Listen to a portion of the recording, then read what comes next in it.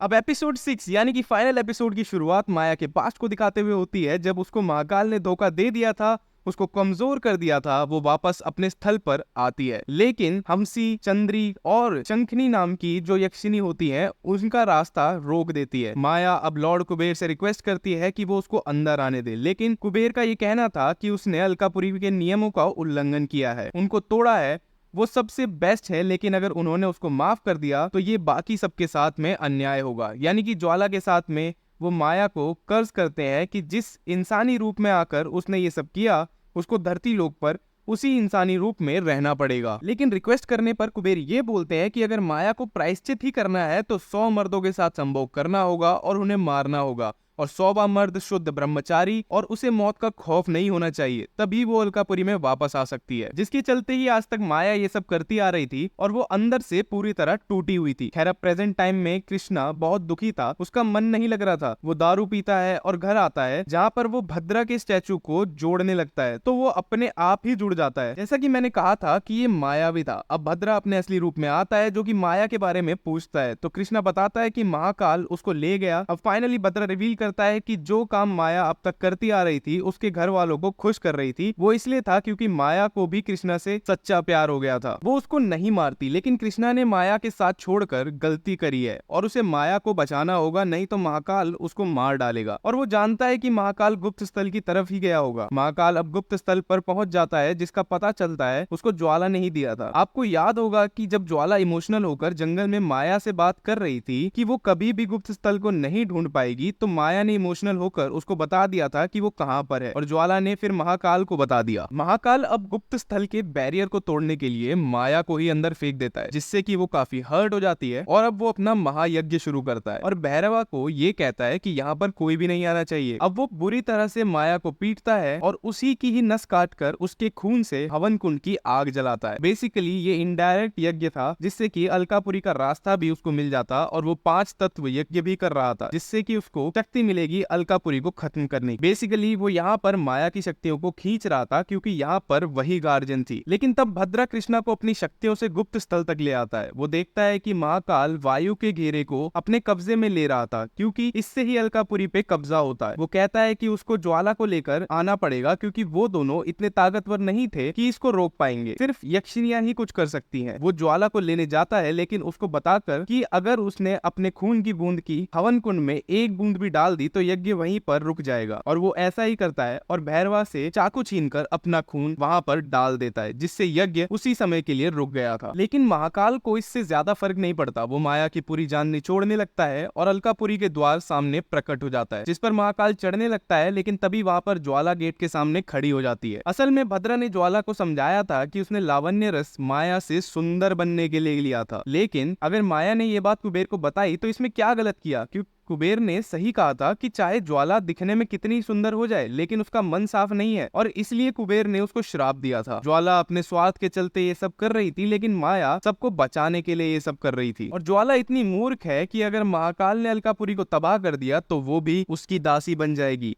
उसके अपने ही लोग खत्म हो जाएंगे। और तब जाकर वो अकल लगाती है कि जिस यक्षिनी को श्राप मिला हो और वो अगर अलकापुरी के द्वार पर जबरदस्ती प्रवेश करने की कोशिश करेगी तो वो वहीं जलकर भस्म हो जाएगी, और उससे निकली हुई शक्ति इतनी ज्यादा होगी कि महाकाल भी उसी में जलकर भस्म हो जाता है। अब ज्वाला ने ऐसा करके सबको बचा लिया था। अब माया और कृष्णा एक दूसरे के लिए प्यार को कन्फेस करते हैं और तब तक अलकापुरी के द्वार भी गायब हो जाता है। अब कृष्णा माया को वापस भेजने के लिए रेडी था, वो खुद की जान देने के लिए तैयार था। वो कहता है कि उसके साथ बिताए गए पल उसकी जिंदगी के सबसे बेहतरीन पल थे और ऐसे और पल कोई और उसके साथ नहीं दे सकता।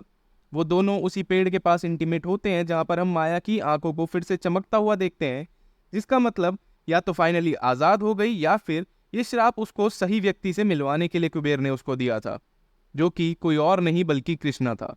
इसी के साथ में यक्षिनी सीरीज यहीं पर खत्म हो जाती है। तो दोस्तों, ये थी यक्षिनी सीरीज की कहानी। उम्मीद करता हूँ कि आपको पसंद आई होगी। आपको मैंने सारी की सारी चीजें ऑलरेडी सीरीज के अंदर ही समझा दी हैं। उम्मीद करता हूँ कि आपको कोई डाउट वगैरह नहीं होगा। फिर भी अगर कोई डाउट है तो आप कमेंट सेक्शन के अंदर पूछ सकते हैं। और वीडियो पसंद आई तो लाइक कर देना, चैनल के ऊपर नए हैं तो सब्सक्राइब कर देना। मैं आपको मिलता हूँ अगली वीडियो में।